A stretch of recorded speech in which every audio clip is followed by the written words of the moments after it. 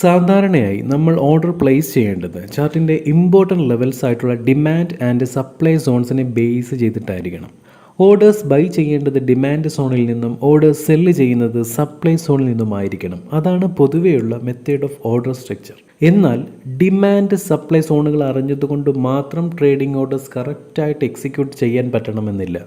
ചിലപ്പോൾ നഷ്ടങ്ങൾ സംഭവിക്കാം. അതുകൊണ്ട് മാർക്കറ്റിലെ പ്രധാന ലെവൽസ്, അതായത് important key levels find out ചെയ്ത് ഓർഡേഴ്സ് എക്സിക്യൂട്ട് ചെയ്യുന്നതാണ് പ്രധാനം.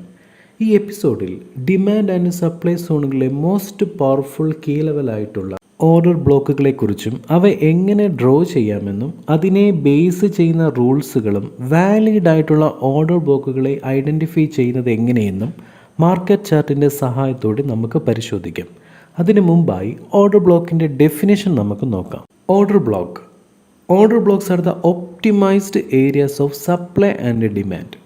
സപ്ലൈ ആൻഡ് ഡിമാൻഡ് സോണുകളിലെ ഒപ്റ്റിമൈസ്ഡ് ഏരിയാസ്, അതായത് വളരെ ഇമ്പോർട്ടൻ്റ് ആയിട്ടുള്ള ഒരു ഏരിയ ആയിട്ടാണ് ഓർഡർ ബ്ലോക്കുകളെ കാണുന്നത്.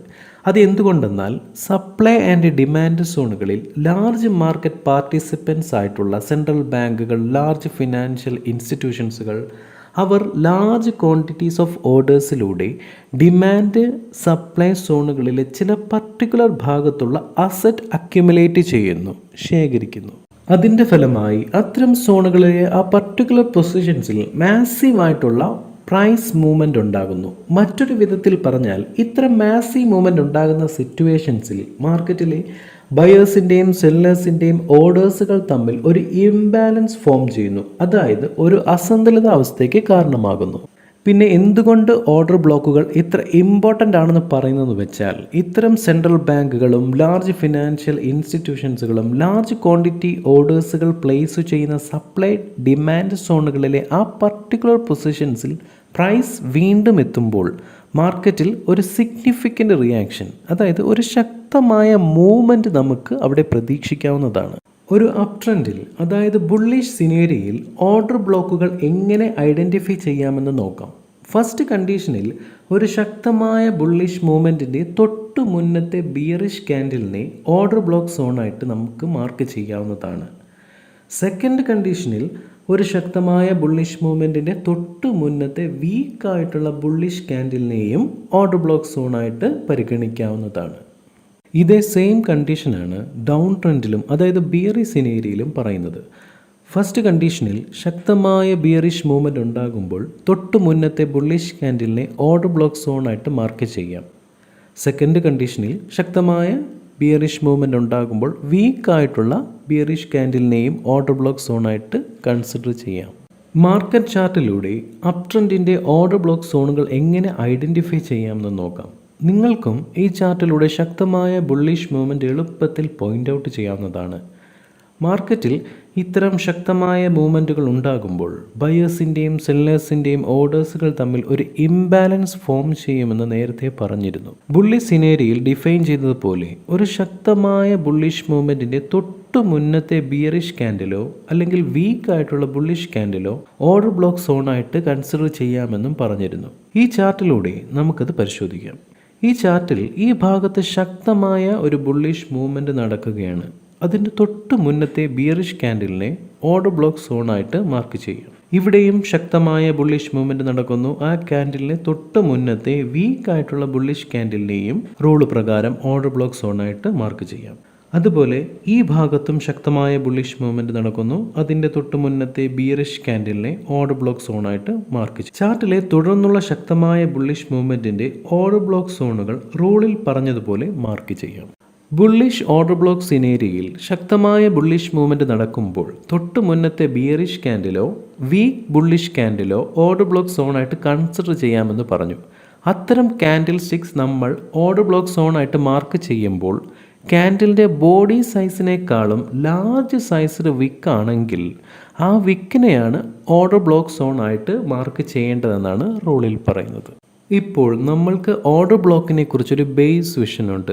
എന്നാൽ ഓർഡർ ബ്ലോക്കിൻ്റെ കീ ലെവലിനെ ബേസ് ചെയ്ത് 4 റൂള് കൂടി മസ്റ്റായിട്ട് ഫോളോ ചെയ്യേണ്ടതായിട്ടുണ്ട്. അത് ഓർഡർ ബ്ലോക്ക് സോണുകളുടെ വാലിഡ് കൺഫർമേഷന് വേണ്ടിയിട്ടാണ്. ആ 4 റൂളുകൾ എന്തൊക്കെയെന്ന് നോക്കാം. The rules of order blocks. First one, imbalance. Second one, breakout structure. Third, inefficiency. Fourth, unmitigated. Rule number 1, imbalance. Imbalance നമ്മൾ ആൾറെഡി പറഞ്ഞിട്ടുണ്ട്, എന്നാലും പറയാം. മാർക്കറ്റിൽ മാസീവ് പ്രൈസ് ആക്ഷൻസ് ഉണ്ടാകുമ്പോൾ ബയേഴ്സിൻ്റെയും സെല്ലേഴ്സിൻ്റെയും ഓർഡേഴ്സുകൾ തമ്മിലൊരു ഇംബാലൻസ് ഫോം ചെയ്യുന്നതിന് കാരണമാകുന്നു. Rule number 2, break of structure. Breaking of a structure. അതൊരു ചാർട്ടിലൂടെ തന്നെ മനസ്സിലാക്കാം. ഇവിടെ പ്രൈസ് മൂവ്മെൻറ്റ് ഡൗൺ സൈഡിലോട്ടാണ്. അവിടെ ഒരു സ്ട്രക്ചർ ലെവൽ ഫോം ചെയ്തിട്ട് പ്രൈസ് പുൾ ബാക്ക് ചെയ്യുന്നു. അതായത് പ്രൈസ് മൂവ്മെൻറ്റ് അപ്പ് സൈഡിലോട്ട് മൂവ് ചെയ്യുന്നതായിട്ട് കാണാം. അതിൻ്റെ അടുത്തായി ഒരു ബിയറിഷ് ഇംബാലൻസ് ക്യാൻഡിൽ ഫോം ചെയ്തിട്ടുണ്ട്. ഓർഡർ ബ്ലോക്ക് ബിയറിഷ് സിനേരിയോ പ്രകാരം ശക്തമായ ഒരു ബിയറിഷ് മൂവ്മെൻറ്റ് നടക്കുമ്പോൾ തൊട്ട് മുന്നത്തെ ബുള്ളിഷ് ക്യാൻഡിലോ വീക്ക് ബിയറിഷ് ക്യാൻഡിലോ ഓർഡർ ബ്ലോക്ക് സോണായിട്ട് കൺസിഡർ ചെയ്യുമെന്ന് നമ്മൾ പഠിച്ചിട്ടുണ്ട്. എന്നാൽ ഈ സിറ്റുവേഷനിൽ ബ്രേക്ക് ഓഫ് സ്ട്രക്ചർ റൂൾ പ്രകാരം ഇതിനെ വാലിഡ് ആയിട്ടുള്ള ഒരു ഓർഡർ ബ്ലോക്ക് സോണായിട്ട് കൺസിഡർ ചെയ്യാൻ പറ്റില്ല. കാരണം പ്രീവിയസ് ലെവൽ ഓഫ് സ്ട്രക്ചറിനെ ക്യാൻഡിൽസ് ബ്രേക്ക് ചെയ്യുന്നതിനെയാണ് ബ്രേക്ക് ഓഫ് സ്ട്രക്ചർ എന്ന് പറയുന്നത്. അങ്ങനെ ലെവൽ ഓഫ് സ്ട്രക്ചറിനെ ബ്രേക്ക് ചെയ്തതിന് ശേഷം ഓർഡർ ബ്ലോക്ക് സോണിലോട്ട് ക്യാൻഡിൽസ് റിട്ടേൺ എത്തിയാൽ മാത്രമേ ബ്രേക്ക് ഓഫ് സ്ട്രക്ചർ റൂൾ പ്രകാരം അതിനെ വാലിഡ് ഓർഡർ ബ്ലോക്ക് സോണായിട്ട് കൺസിഡർ ചെയ്യാവൂ. Rule number 3, inefficiency. നമ്മൾക്കൊരു എക്സാമ്പിൾ നോക്കാം. ഈ ക്യാൻഡിൽ നിന്നും വിക്കുകളില്ല എന്ന് കാണാം. അതിൻ്റെ അർത്ഥം എന്താണ്? വളരെ ശക്തമായ ഒരു ബുള്ളിഷ് മൂവ്മെൻ്റ് ആണെന്നല്ലേ.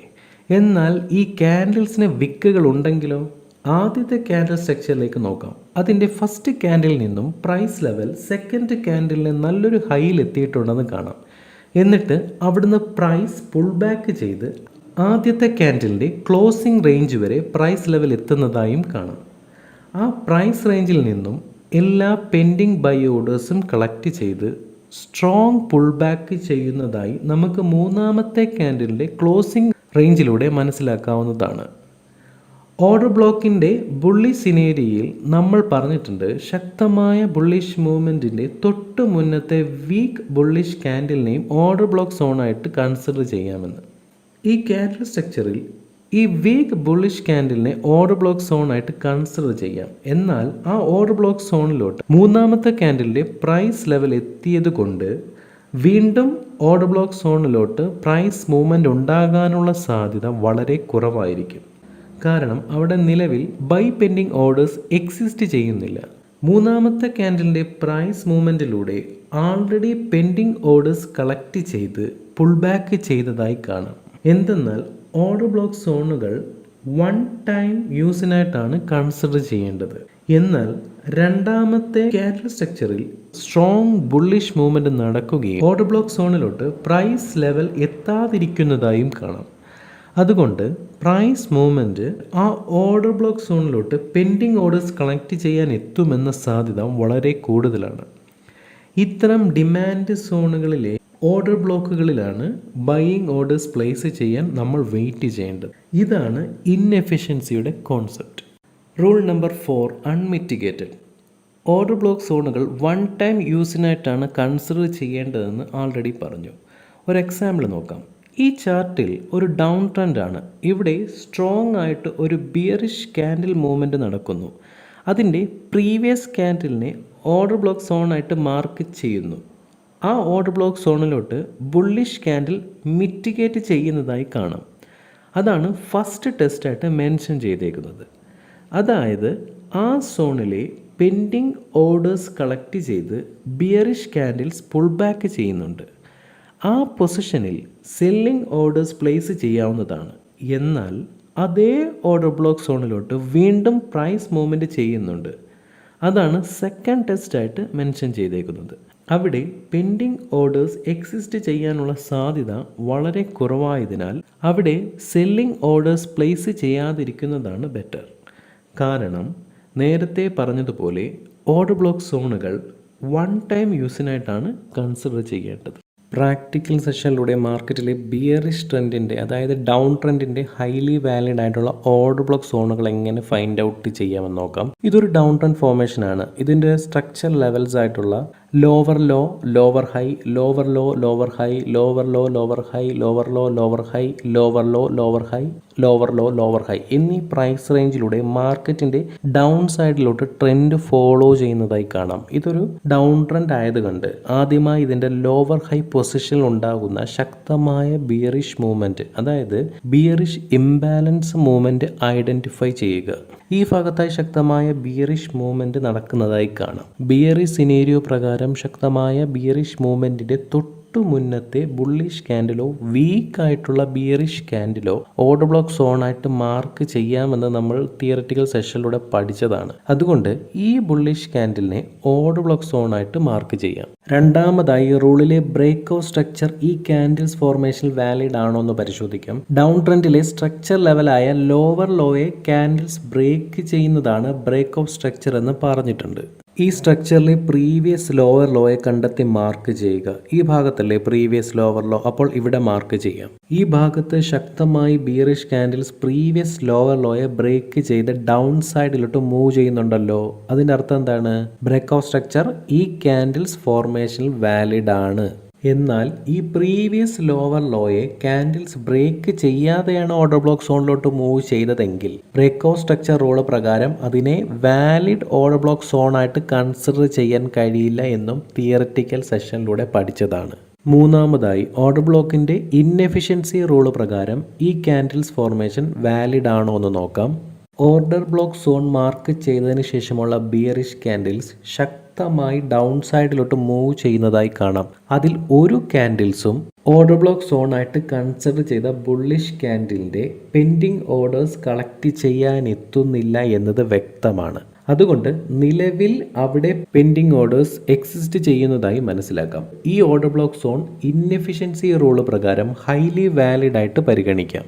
എന്നാൽ ഈ ക്യാൻഡിൽസ് പ്രീവിയസ് ലോവർ ലോയെ ബ്രേക്ക് ചെയ്യുന്നതിന് മുമ്പായി ഓർഡർ ബ്ലോക്ക് സോണിലോട്ട് മൂവ് ചെയ്തിരുന്നെങ്കിൽ റൂൾ പ്രകാരം എഫിഷ്യൻസി ആയേനെ. പിന്നീട് ആ ഓർഡർ ബ്ലോക്ക് സോണിലോട്ട് ക്യാൻഡിൽസ് മൂവ് ചെയ്താലും പ്രൈസ് മൂവ്മെൻറ്റിൻ്റെ ആക്യുറസി കുറയും. കാരണം എന്താണ്? അവിടെ നിലവിൽ പെൻഡിങ് ഓർഡേഴ്സ് കുറവായതുകൊണ്ട്. തിയററ്റിക്കൽ സെഷനിൽ ഇതിനെക്കുറിച്ച് വിശദമായി പറഞ്ഞിട്ടുണ്ട്. അപ്പോൾ എല്ലാ ഓർഡർ ബ്ലോക്ക് റൂൾസും ഈ ബിയറിഷ് സ്ട്രക്ചർ ഫോളോ ചെയ്യുന്നതായി നമുക്ക് ബോധ്യപ്പെട്ടു. അതുകൊണ്ട് ഈ order block zone highly valid ആയിട്ട് ഫിക്സ് ചെയ്യാം. ഈ ഭാഗത്തായി വീണ്ടും അതേ ഓർഡർ ബ്ലോക്ക് സോണിലോട്ട് ക്യാൻഡിൽസ് മൂവ് ചെയ്യുന്നതായി കാണാം. ക്യാൻഡിൽസ് ആ ഓർഡർ ബ്ലോക്ക് സോണിൽ വീണ്ടും എത്തുമ്പോൾ അഫോർഡബിൾ ആയ ഒരു സ്റ്റോപ്പ് ലോസ് മെയിൻറ്റെയിൻ ചെയ്തുകൊണ്ട് സെൽ ഓർഡേഴ്സ് പ്ലേസ് ചെയ്യാവുന്നതാണ്. ഇങ്ങനെയാണ് ഡൗൺ ട്രെൻഡിൽ, അതായത് ബിയറിഷ് സിനേരിയയിൽ ഹൈലി വാലിഡ് ആയ ബിയറിഷ് ഓർഡർ ബ്ലോക്ക് സോണുകൾ ഫൈൻഡ് ഔട്ട് ചെയ്ത് സെൽ ഓർഡേഴ്സ് എക്സിക്യൂട്ട് ചെയ്യേണ്ടത്. എന്നാൽ വീണ്ടും ഇതേ ഓർഡർ ബ്ലോക്ക് സോണിലോട്ട് ക്യാൻഡിൽസ് മൂവ്മെൻറ്റ് ഉണ്ടായാൽ ഓർഡർ ബ്ലോക്കിൻ്റെ അൺമിറ്റിഗേറ്റഡ് റൂൾ പ്രകാരം വീണ്ടും സെൽ ഓർഡേഴ്സ് പ്ലേസ് ചെയ്യാൻ പാടില്ല. കാരണം എന്താണ്? തിയററ്റിക്കൽ സെഷനിലൂടെ നമ്മൾ പഠിച്ചതാണ് ഓർഡർ ബ്ലോക്ക് സോണുകൾ വൺ ടൈം യൂസിനായിട്ടാണ് കൺസിഡർ ചെയ്യേണ്ടത്. ഇനി പ്രാക്ടിക്കൽ സെഷനിലൂടെ മാർക്കറ്റിലെ ബുള്ളിഷ് ട്രെൻഡിൻ്റെ, അതായത് അപ് ട്രെൻഡിൻ്റെ ഹൈലി വാലിഡ് ആയിട്ടുള്ള ഓർഡർ ബ്ലോക്ക് സോണുകൾ എങ്ങനെ ഫൈൻഡ് ഔട്ട് ചെയ്യാമെന്ന് നോക്കാം. നേരത്തെ പറഞ്ഞ ഡൗൺ ട്രെൻഡിൻ്റെ തുടർന്നുള്ള ചാർട്ട് സ്ട്രക്ചർ തന്നെയാണിത്. ഇതിൽ ഡൗൺ ട്രെൻഡിൻ്റെ സ്ട്രക്ചർ ലെവലായിട്ടുള്ള ലോവർ ഹൈയെ ക്യാൻഡിൽസ് അപ്സൈഡിലോട്ട് ബ്രേക്ക് ചെയ്യുന്നതായി കാണാം. മാർക്കറ്റിൽ ഇത്തരം സിനേരിയോയെ ചേഞ്ച് ഓഫ് ക്യാരക്ടർ എന്നാണ് പറയുന്നത്. അതായത് ഡൗൺ ട്രെൻഡിൽ നിന്നും മാർക്കറ്റിൻ്റെ ക്യാരക്ടർ ചേഞ്ച് ചെയ്ത് അപ് ട്രെൻഡിലോട്ട് മൂവ് ചെയ്യുന്നു എന്നാണ്. അങ്ങനെ മൂവ് ചെയ്യുമ്പോൾ ലാസ്റ്റ് ക്യാൻഡിൽസ് ഫോർമേഷനെ അപ് ട്രെൻഡിൻ്റെ സ്ട്രക്ചർ ലെവൽസ് ആയിട്ടുള്ള ഹയർ ഹൈ, ഹയർ ലോ ആയിട്ട് കൺസിഡർ ചെയ്യാം. ഇത് ഹയർ ഹൈ, ഇത് ഹയർ ലോ. ആദ്യം നമ്മൾ ഐഡൻറ്റിഫൈ ചെയ്യേണ്ടത് ഹയർ ലോയിലെ ബുള്ളിഷിൻ്റെ ശക്തമായ മൂവ്മെൻ്റ് ആണ്, അതായത് ബുള്ളിഷ് ഇംബാലൻസ്. ഈ ഭാഗത്തായി ശക്തമായ ബുള്ളിഷ് മൂവ്മെൻറ്റ് കാണാം. അടുത്തതായി ഓർഡർ ബ്ലോക്കിൻ്റെ ബുള്ളിഷ് സിനേരിയോ പ്രകാരം ശക്തമായ ബുള്ളിഷ് ക്യാൻഡിലിൻ്റെ തൊട്ടു മുന്നത്തെ ബിയറിഷ് ക്യാൻഡിലോ വീക്ക് ബുള്ളിഷ് ക്യാൻഡിലോ ഓർഡർ ബ്ലോക്ക് സോണായിട്ട് മാർക്ക് ചെയ്യാമെന്ന് തിയററ്റിക്കൽ സെഷനിൽ പഠിച്ചിട്ടുണ്ട്. അപ്പോൾ ഈ ബിയറിഷ് ക്യാൻഡിലിനെ ഓർഡർ ബ്ലോക്ക് സോണായിട്ട് മാർക്ക് ചെയ്യാം. അതിനു മുമ്പ് ഈ ബിയറിഷ് ക്യാൻഡിലിനെ ഒന്ന് നോക്കിക്കേ. ഈ ക്യാൻഡിലിൻ്റെ ബോഡിയേക്കാളും ഏകദേശം ലാർജ് സൈസ്ഡ് വിക്കാണ്. ഇത്തരം സിറ്റുവേഷനിൽ ഈ ക്യാൻഡലിൻ്റെ വിക്കിനെയാണ് ഓർഡർ ബ്ലോക്ക് സോണായിട്ട് മാർക്ക് ചെയ്യേണ്ടതെന്നും തിയററ്റിക്കൽ സെഷനിൽ പഠിച്ചതാണ്. രണ്ടാമതായി ഓർഡർ ബ്ലോക്കിൻ്റെ ബ്രേക്കോ സ്ട്രക്ചർ റൂൾ പ്രകാരം ഈ ക്യാൻഡിൽസ് ഫോർമേഷൻ വാലിഡ് ആണോ എന്ന് പരിശോധിക്കാം. അപ് ട്രെൻഡിൻ്റെ സ്ട്രക്ചർ ലെവലായിട്ടുള്ള ഹയർ ഹൈയെ ക്യാൻഡിൽസ് ബ്രേക്ക് ചെയ്യുന്നുണ്ടെന്ന് ചാർട്ടിലെ ഈ ഭാഗത്തിലൂടെ കാണാൻ സാധിക്കുന്നു. അതുകൊണ്ട് ബ്രേക്കോ സ്ട്രക്ചർ റൂൾ പ്രകാരം ഈ സ്ട്രക്ചർ വാലിഡ് ആണെന്ന് മനസ്സിലാക്കാം. മൂന്നാമതായി ഓർഡർ ബ്ലോക്കിൻ്റെ ഇൻഎഫിഷ്യൻസി റൂള് ഈ ക്യാൻഡിൽസ് ഫോർമേഷനിൽ വാലിഡ് ആണോ എന്ന് നോക്കാം. ഹയർ ഹൈയെ ക്യാൻഡിൽസ് ബ്രേക്ക് ചെയ്യുന്നതിന് മുമ്പായി ഒരു ക്യാൻഡിൽ മൂവ്മെൻറ്റും ഓർഡർ ബ്ലോക്ക് സോണായിട്ട് കൺസിഡർ ചെയ്ത ബിയറിഷ് ക്യാൻഡിലിൻ്റെ ഹൈ റേഞ്ചിലോട്ട് പെൻഡിങ് ഓർഡേഴ്സ് കളക്ട് ചെയ്യാനായിട്ട് മൂവ് ചെയ്യുന്നില്ല എന്ന് ഈ ചാർട്ടിലൂടെ മനസ്സിലാക്കാം. അതിനാൽ ഇൻഎഫിഷ്യൻസി റൂള് പ്രകാരം ഈ ഓർഡർ ബ്ലോക്ക് ഹൈലി വാലിഡ് ആയിട്ട് കൺസിഡർ ചെയ്യാം. അപ്പോൾ എല്ലാ ഓർഡർ ബ്ലോക്ക് റൂൾസും ഈ ബുള്ളിഷ് സ്ട്രക്ചർ ഫോളോ ചെയ്യുന്നതായി നമുക്ക് ബോധ്യപ്പെട്ടു. അതുകൊണ്ട് ഈ order block zone highly valid ആയിട്ട് ഫിക്സ് ചെയ്യാം. ഈ ഭാഗത്തായി വീണ്ടും അതേ ഓർഡർ ബ്ലോക്ക് സോണിലോട്ട് ക്യാൻഡിൽസ് മൂവ് ചെയ്യുന്നതായി കാണാം. ക്യാൻഡിൽസ് ആ ഓർഡർ ബ്ലോക്ക് സോണിലോട്ട് വീണ്ടും എത്തുമ്പോൾ അഫോർഡബിൾ ആയ ഒരു സ്റ്റോപ്പ് ലോസ് മെയിൻറ്റെയിൻ ചെയ്തുകൊണ്ട് ബൈ ഓർഡേഴ്സ് പ്ലേസ് ചെയ്യാവുന്നതാണ്.